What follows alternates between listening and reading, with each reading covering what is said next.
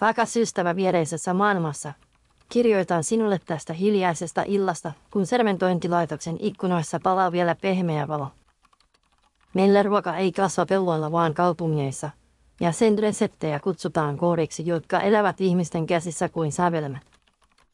Jokaisella alueella on oma bioreaktoripuisto, ja niille kuljetaan kuin ennen kirjastoon, koska sieltä saa ravintoa, mutta myös ideoita ja tarinoita. Kun avaan työtöitä, niin näen kaupungin makuverkon kartan, putket, jotka vievät aminohappoja, rasvahappoja ja hivenaineita koteihin, kouluihin ja saleihin. Olen makuinsinööri, ja se tarkoittaa, että säädän arjen reseptejä niin, että ne ovat ravitsevia, oikeudenmukaisia ja joillekin myös hieman yllätyksellisiä. Täällä syöminen on taide ja arki samaan aikaan, ja se pitää minut nöyränä, koska jokainen suupala voi mohduttaa tai suututtaa tai avata uuden muiston. Kirjoitan sinulle, koska tänään tapahtui jotakin pientä ja silti suurta jotain, joka ehkä kiinnostaa teitä siellä toisessa todellisuudessa. Aloitan läheltä, jotta saat tuntuman tähän kaupunkiin ennen kuin siirryn kysymyksiin, jotka painavat minua. Aamulla kävelin matkalla töihin Makuteatterin ohi, ja ovi hengitti sisään ja ulos kuin meri, koska ihmiset menivät sisään kokemaan syyskauden ohjelman. Ne kutsumme niitä ohjelmiksi, koska lavalla ei ole näyttelijöitä, vaan reseptejä, jotka sopeutuvat yleisön hengitykseen ja sykkeen pieneen vaihteluun. Illan nimi oli Syysvalo ja se oli rakennettu kosteuden, kumalan, havupuun ja pienen suolan varaan, jotta kaupunki muistuisi kieleen.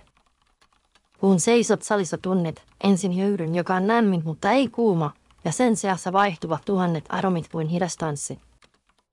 Joku vieressä se voi maistaa lapsuutensa, ja toinen voi maistaa tulevaisuuden, jossa ei satu enää, ja molemmat ovat totta sen hetken ajan. Näin opiskelijoita, jotka kirjoittivat myös tuntemuksiaan, ja vanhan parin, joka piti toisiaan käsistä ja antoi silmien levätä.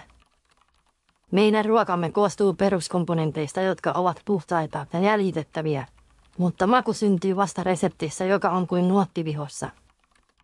Jokainen resepti sisältää ravinnon mitat, turvallisuusajan, allergiavaaran ja myös pienen vapaan kentän, pienen riskin, joka antaa tilaa yllätykselle. Sitä vapaata kenttää säätelemme tarkasti, koska ihminen on herkää, koska yhteinen keho, jonka nimi on kaupunki, ei siedä välinpitämättömyyttä. Ennen meillä oli peltoja ja navettoja ja lätäköitä. Nyt meillä on kosteikkopuistoja ja palautusalueita ja pitkiä polkuja, joissa metsä kehittyy takaisin. Isoäitini maatila on nyt tutkimusmetsää, ja siellä linnut laulavat eri tavalla kuin ennen, ja se laulu on meidän hiljainen kirjamme. Isoäiti opetti minulle, että hyvä leipä alkaa hajusta, joka lupaa, mutta ei valehtele, ja minä yritän tehdä työtäni samalla periaatteella. Kun kävelen reaktoreiden käytävillä, kuulen hiljaista huminaa, ja minusta tuntuu, että se on meidän aikamme kello, joka mittaa vastuuta.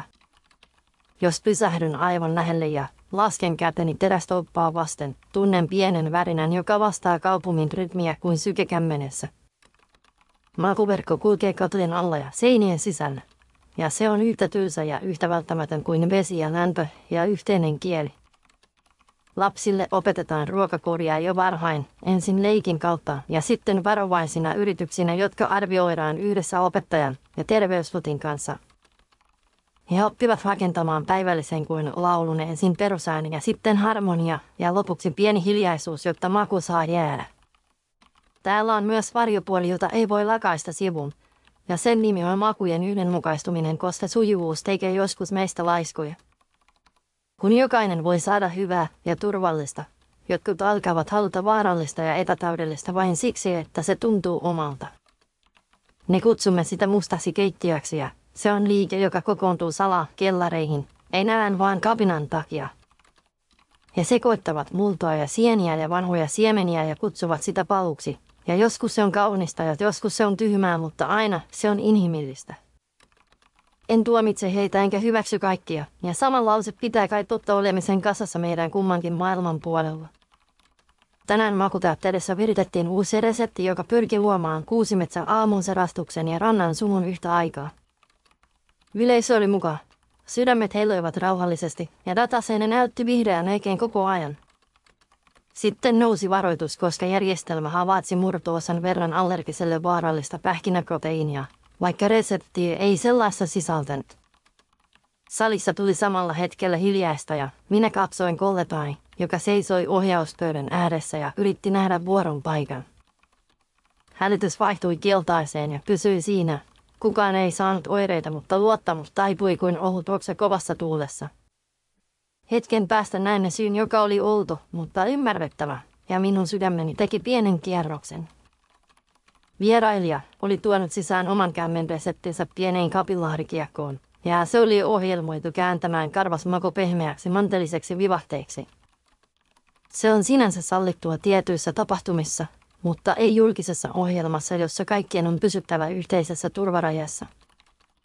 Vierailija oli mustan keittiön romantikko, ja hän vain halusi lisätä tarinan oman äänen, ja silti me jouduimme pysäyttämään esityksen ja aloittamaan keskustelun. Tunsin ärtymystä ja haikeutta yhtä aikaa, koska minäkin haluan yllätyksiä, mutta en kenenkään kustannuksella. Kysyin itseltäni, missä kulkee raja taiteen ja huolimattomuuden välillä, ja kysyn sitä yhä, kun kirjoitan sinulle. Meillä päätöksiä tehdään avoimessa prosessissa, jossa reseptit jaetaan usein avoimen standardin kautta, jotta jokainen voi tarkistaa ja kehittää. Jotkut haluavat pitää reseptinsä suljettuina ja suojattuina, koska työ on arvokasta ja tekijänoikeus on myös suoja heille. Minä yritän ajaa linjaa, joka pitää turvan ja vapauden samassa pöydässä, vaikka se tekee jokaisesta kokouksesta pitkän ja väsyttävän. Silti kun kävelen kotiin ja joku hymyilee minulle kadulla, muistan, että tämä on syy miksi jaksan, koska ruoka on meillä yhteinen kieli. Kun kieli on yhteinen, heitelykin on tapa osoittaa, että olemme yhä yhdessä. Metsät ympärillä ovat kasvaneet takaisin ja niiden kanssa on solmittu eräänlainen sopimus. Ei kirjallinen, vaan toistuva tekojen ketju. Kaupunki siirtää osan mausta ja rahasta takaisin luontoon, ja vuorostaan luonto palauttaa pölyttäjiä ja varjoa ja viileää vettä. Tutkijat mittaavat tätä kiertoa ja antavat kaupunkilaisille pienen osimman, joka on enemmän kuin numero. Se on tunne, että jokin tulee taas mahdolliseksi. Isoäidin maille nousee keväisin tienen ja kukkia, ja minä menen katsomaan niitä ja vastaanotan hiljaisuuden kuin lahjan. Silloin muistan, että me emme oikeasti vaihtaneet peltoa reaktoriin, me vain vaihdoimme tavan, jolla annamme luonnon hengittää. Kun kirjoitin lapsille uuden koulupäivän ohjelman, laitoin sinne pienen tehtävän, joka pyytää heitä kuvaamaan yhden muistonsa hajun kautta. He palasivat välitunnilta ja kertoivat lattian vahasta, sateesta pussipysäkillä ja isän villapaidasta, ja yhdestä oppilaasta näin kyyneleen. Hän sanoi, että joskus on vaikea muistaa hyviä hajuja, ja silloin on helpompi hengittää, jos joku ystävä vieressä myös hengittää. Minä sanoin, että juuri siksi me rakennamme makujen julkisia tiloja, jotta hengitys voi saada toisen hengityksen seurakseen. Mustan keittiön ilmiö ei katoa kehotuksesta tai kielloista. Se katoaa vasta, kun ihmiset tuntevat, että he voivat vaikuttaa laillisesti ja näkyvästi. Siksi me esitimme valtuustolle uuden aloitteen, joka tekee tilaa villille reseptille valvotusti ja avoimesti. Ja siitä tuli vaikea, mutta rehellinen keskustelu. Eräs kollega pelkäsi, että se johtaa laiskasti tehtyyn vaarallisuuteen, ja toinen uskoi, että se johtaa vastuulliseen luovuuteen. Minä ehdotin, että jokaisessa villi-illassa on mukaan 3 roolia: tekijä, tarkistaja ja yleisön edustaja, ja että kaikki tiedot julkaistaan saman tien. Yleisö taputti, joku puosi, ja silti jokainen jäi kuuntelemaan loppuun saakka. Illan lopussa palasimme makuteatteriin ja käynnistimme ohjelman uudelleen ilman vierailijan mantelisointia. Tunnelma oli ensin jäykkä, mutta sitten se pehmeni, kun lavalle nousi metsäsävy, joka ei ollut makea eikä karvas, vaan kuin hengitys syvällä lumessa.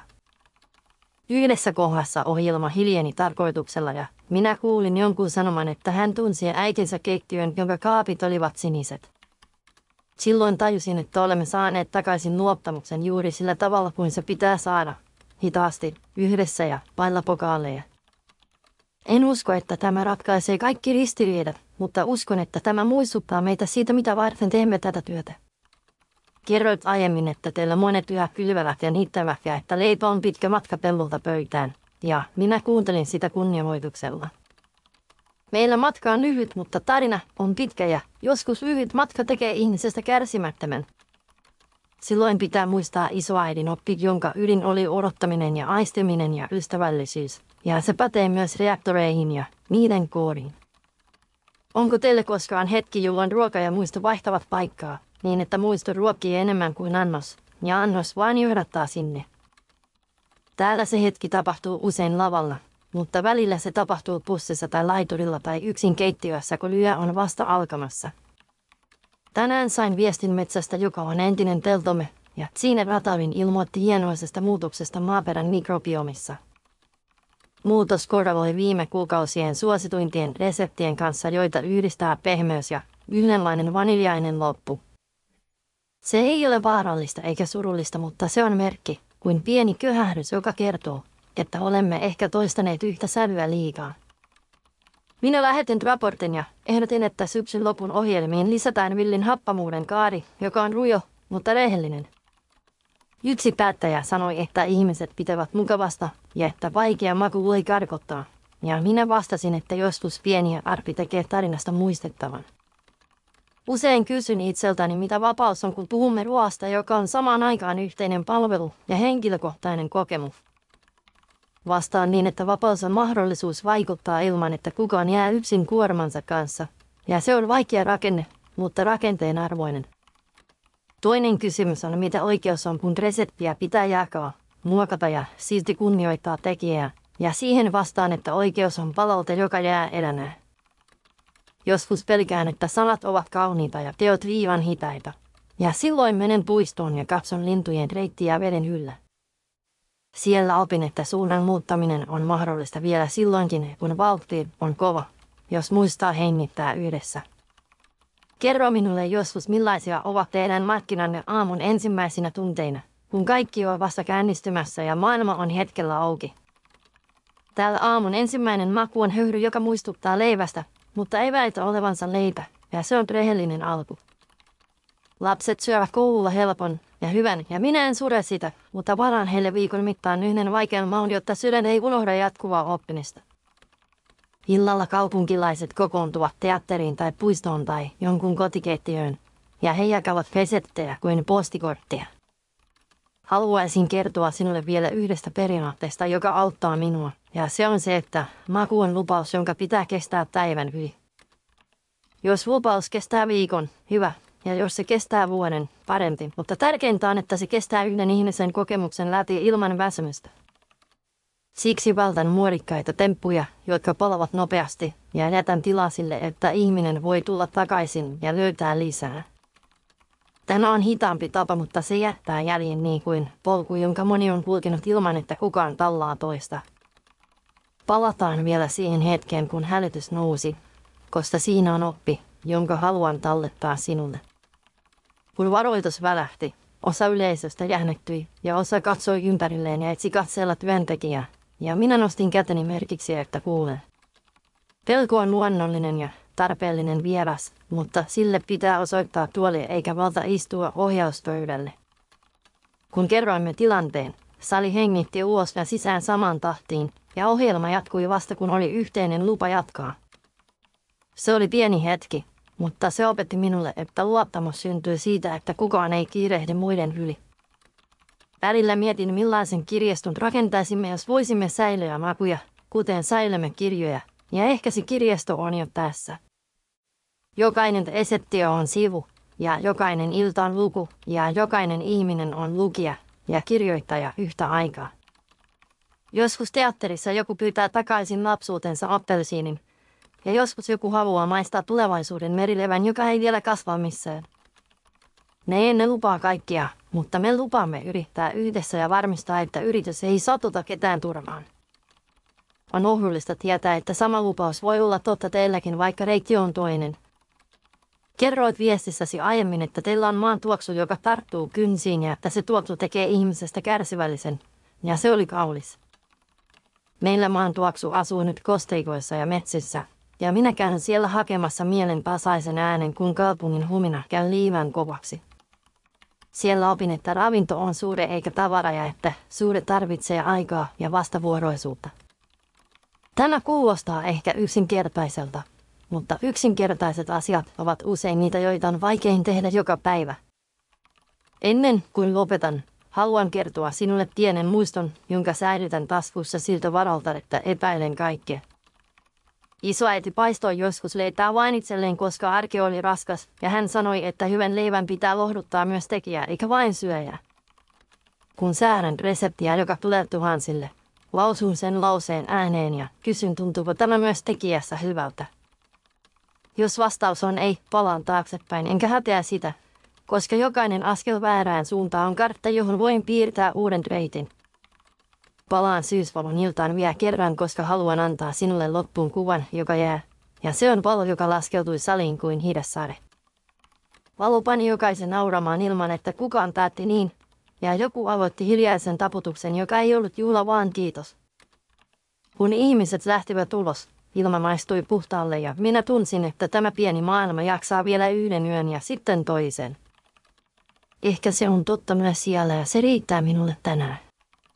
Kiitos, että luit tämän kirjeen, jonka kirjoitin sinulle ilman nimeä, koska nimet eivät kanna maailmojen yli yhtä hyvin kuin hengitys.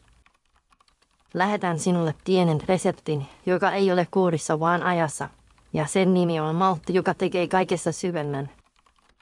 Jos joskus astut tänne, vien sinut makuteatteriin ja annamme kaupungin kertoa sinulle tarinan, jonka olemme tehneet yhdessä. Jos joskus en pääse luoksesi, uskon silti, että löydämme toisemme maan kautta, kuten ennen ihmiset löysivät toisensa laulun kautta. Ystäväni viereisessä maailmassa, toivon sinulle rauhaa ja ruokaa, joka lohduttaa tekijää ja syöjää. Ystäväsi viereisestä maailmasta. Kiitos, että kuuntelit kirjeeni loppuun asti. Jos pidit tästä tarinasta, paina tykkäystä, tilaa kanava ja jätä meille kommentti. Jos haluat tukea työtänne, löydät QR-koodin videon oikeasta alakulmasta ja lahjoituslinkin videon kuvauksesta. Videon kuvauksessa on myös linkkejä aivan toisenlaisiin sarjoihin, jotka voivat yllättää sinut. Pidä itsestäsi huolta ja nähdään seuraavassa jaksossa, jossa avaan uuden kirjeen multiversumin ystäviltä.